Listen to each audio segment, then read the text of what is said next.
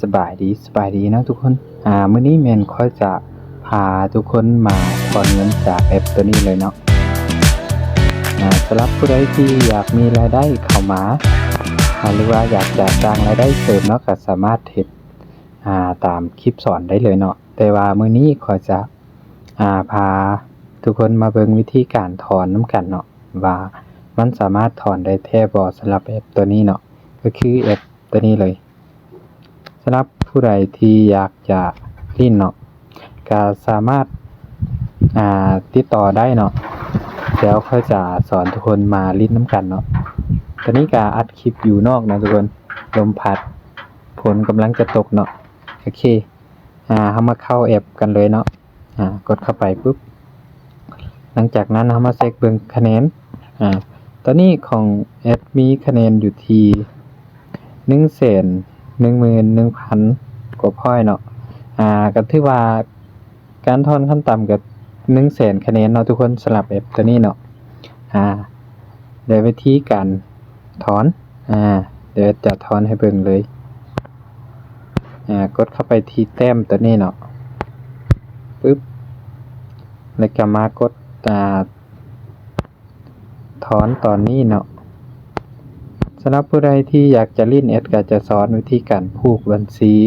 เข้าไปแล้วก็วิธีการลิ้นเนาะสำหรับผู้ใดที่สนใจอยากลิ้นเนาะสำหรับตัวนี้แอดจะสอนให้โอเคหลังจากนั้นเราก็จะมากดถอนเลยเดี๋ยวนี่เนาะกดถอนตอนนี้ปึ๊บตัวนี้แอดจะถอนเป็นเงินดอลลาร์นะทุกคนถอนขั้นต่ำแม่น$10เนาะใส่เข้าไปจำนวนนี่เนาะจะเป็น$10กดส่ง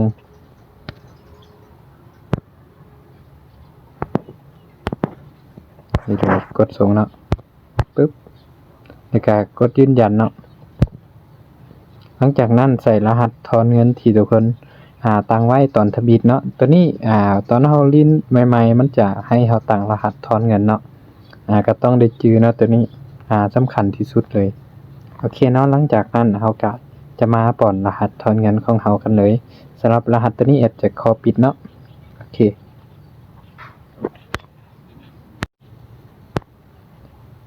คหลังจากกดถอนสำเร็จแล้วเฮาก็มากดตรวจสอบเบิ่งโอเคตอนนี้ก็การถอนของเฮากำลังดำเนินการเนาะแล้วถ้าเขาเจ้ากดสอบเนาะนี่เลยประมาณใช้เวลาประมาณ1นาทีนะทุกคนจะถอนสำเร็จโอเคเขาจะมากับที่น่ารักโอเคน่ารักเนาะทุกคนตอนนี้พอยต์ของเฮาก็เหลืออยู่ที่ 10,000 พอยต์เนาะจาก 100,000 เฮาถอนไป 100,000 เนาะ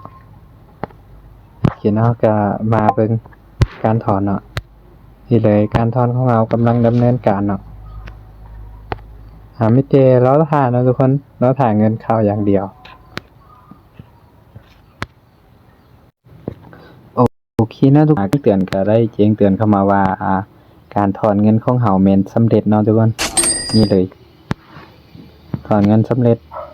แล้วเงินมันจะเข้าไปอยู่ในไสตอนนี้ทุกคนอาจจะมีคำถามเนาะเดี๋ยวเราจะพาทุกคนไปเบิ่งกันเลยเนาะว่าเงินเข้าอยู่ในไสซึ่งของเอสใส่เป็นกระเป๋าตัวนี้เนาะครับเหรียญแล้วทุกคนสามารถใส่กระเป๋าธนาคารลาวก็ได้เนาะอย่างเช่นBCA1 หรือว่าหลายๆธนาคารที่ประเทศลาวเนาะที่มีเนาะ